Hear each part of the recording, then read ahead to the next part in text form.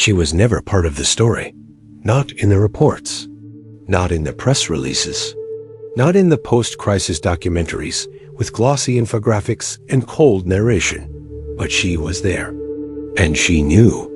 It was 2:13 a.m. when Rosa stepped into the executive floor.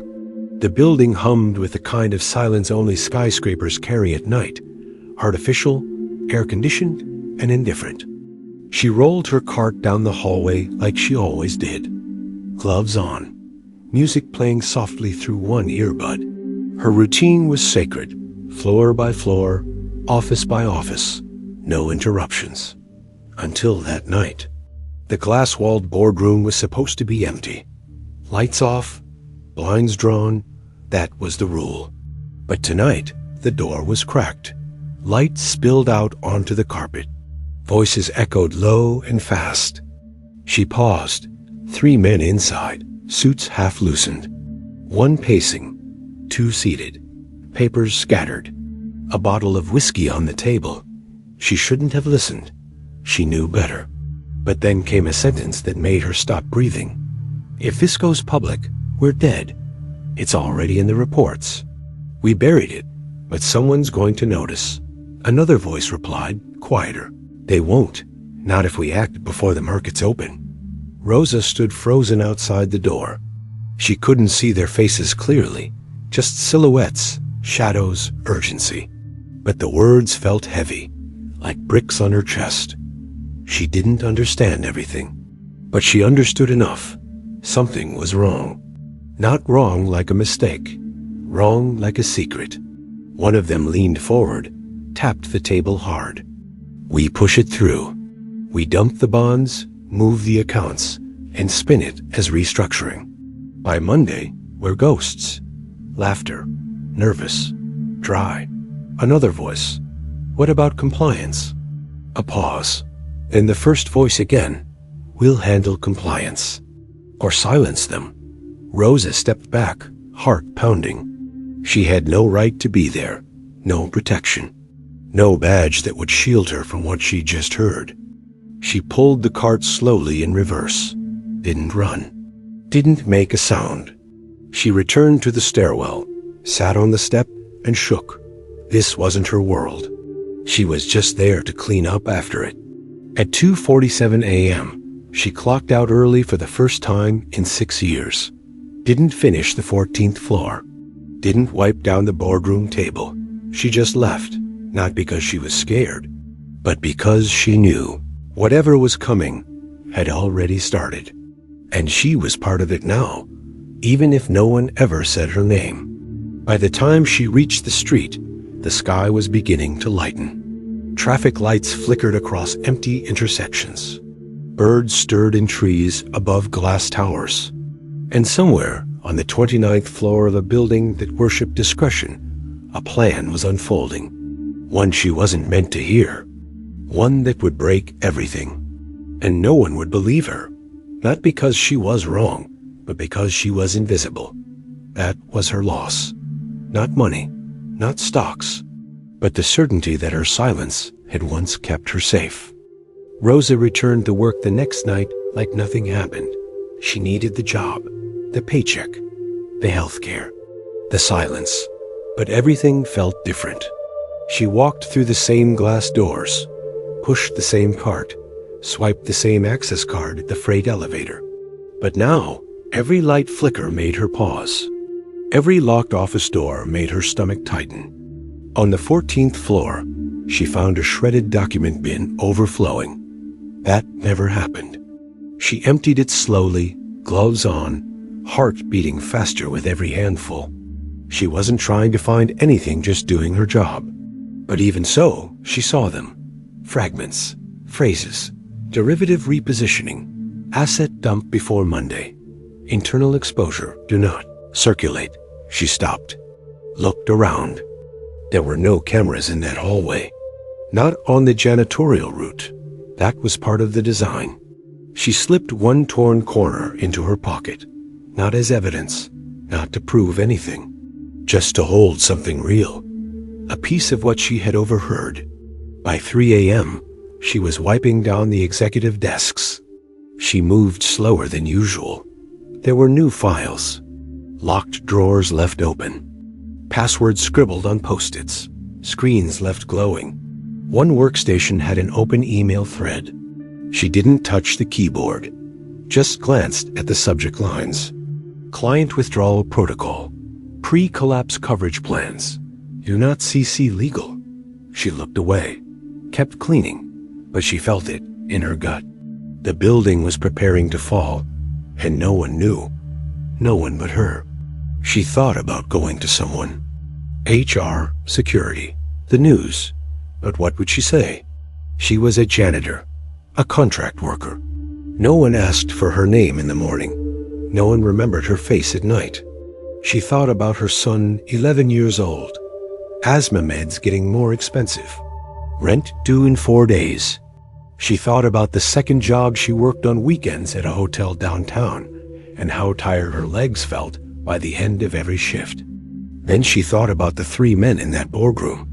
They had power, access, immunity. She had bleach, gloves, silence. At 3:36 a.m., she opened the supply closet, sat on a crate, took out the scrap of paper she'd kept, looked at it again. One line stood out, barely legible. They don't need to know until it's done. She wanted to cry, but tears didn't change systems. And the system had been built so people like her would never be believed, even if they knew the truth. Even if they were the only ones who saw the blood before the body hit the floor. When her shift ended, she stood at the back entrance for a long time, looking up at the building. It shimmered with power, reflecting the city's skyline like a lie dressed in glass. Somewhere inside, someone was pressing send on decisions that would erase lives before sunrise. Rosa walked home under flickering streetlights. She didn't know what would happen the next day, only that when it did, they'd say no one saw it coming. And she'd have to live with the fact that she did. The collapse didn't come with sirens. No alarms, no announcements. It began with an outage. At 8:42 a.m., the trading floor screens froze.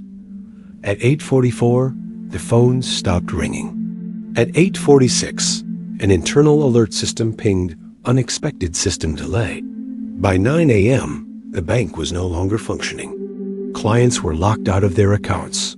Transfers failed. Executives scrambled behind closed doors. But Rosa wasn't surprised. She was already there, one floor above, watching the scene unfold through glass she had polished every night for 6 years. She had come in early, not because she was scheduled, but because she couldn't sleep. She had seen too much the night before. Her badge still worked, and no one noticed her. That's the cruel power of invisibility. She stood in the stairwell with a thermos of coffee, watching suits pacing, yelling into disconnected phones, sweat forming behind expensive collars. It was happening. The thing she overheard, the thing no one would believe. And she was still the only one who knew it wasn't chaos. It was choreography. The same men from the boardroom the night before weren't panicking. They were executing. At 9:27 a.m., 2 of them left through the freight exit with briefcases and files. Their cars were waiting. No one stopped them. Downstairs, security was too busy managing the crowd forming at the entrance. Clients screaming, pensioners begging. One woman cried that her daughter's surgery money was inside. No one could access anything. Rosa watched the panic spread through the building like a virus. Controlled, contained. She tried to speak. She approached a junior employee she had seen before, someone who once smiled at her. "I heard something," she said, "before this." Something about, but before she could finish, he cut her off. "I'm sorry, this area is restricted," she tried again. "I know what they said. I was cleaning. They were talking about hiding." He raised his hand. "Cold now. Corporate. Mom, you need to leave." She was no longer invisible. She was inconvenient. That night, she came home to 3 voicemails. One from her supervisor, one from HR, and one from a number that didn't identify itself. They all said the same thing. Her access was revoked. Her position was no longer necessary. No explanation. No severance. Just a box waiting for her at the loading dock with her things. It wasn't just that she knew too much. It was that she wasn't supposed to matter. The collapse became a headline by nightfall, but the story the world read wasn't hers. It was about numbers, losses, market effects. No one asked how the janitor was doing. No one wrote about the woman who cleaned the room where the truth was first spoken. And no one knew that she had tried, even for a moment, to stop something too large to contain. That night, the building lights flickered off earlier than usual. The same floor she had walked silently for years now echoed with absence.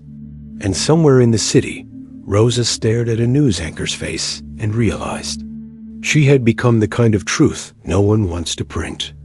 The bank closed for 3 days. Officially, it was for internal audits and systems repair. Unofficially, it was to rewrite the story. When the doors reopened, the walls had been repainted, the boardroom refurnished, every computer replaced, every security pass reissued. But Rosa's badge didn't work anymore. She returned once, not to beg for her job, but to understand. To see if maybe someone would look her in the eye and say, "We know." They didn't. Security told her she wasn't on record, that no one named Rosa worked for janitorial in the past year. She stood outside the same glass she'd cleaned with her own hands, staring at her own absence reflected back. Inside, people moved like nothing happened, laughed, drank coffee, talked about market recovery. No one mentioned the collapse. No one asked what caused it. No one remembered the woman who had seen it coming. The system had corrected itself, not the fraud, not the damage, but the narrative. The men she overheard were never named. The documents she pocketed were gone, taken with her box. Even the scrap of paper she once carried with trembling hands had disappeared. She tried once to tell her story to a journalist. They listened, took notes, and never called back. She searched for herself in the news, in articles, in footnotes. She wasn't there. It was as if she had never existed. And maybe, in their eyes, she hadn't. Rosa found another job cleaning offices. A smaller building, lower floors, no boardrooms. She walked differently now, slower, more cautious. Not out of fear, but out of understanding. Because she had seen what happens when the wrong person hears the right thing. And in systems like this, truth is only protected if it belongs to the right voice. She had never been part of the system. She was just the one who saw it without makeup. And that's why she had to disappear. Because some people are born invisible, but others are erased. They never found her name in the lawsuits. Never mentioned her in the internal reviews. Not a single executive remembered the woman who emptied their bins while they plotted collapse. But she remembered all of them, not out of vengeance, out of principle, because Rosa knew what the world forgot, that it wasn't the crash that hurt people the most. It was the silence before it, and after it, the silence that let power change names, shift blame, erase witnesses. She walks different buildings now, different halls, lower ceilings, fewer suits, but the memory walks with her. The night she overheard what shouldn't be said. The day she watched it all fall. And the moment she realized some truths aren't just ignored, they're buried. So now she doesn't speak of it. She just keeps moving, keeps cleaning, keeps disappearing, floor after floor. Because when the collapse comes again, and it will, they'll say no one saw it coming. And somewhere, Rosa will hear that lie and know the truth.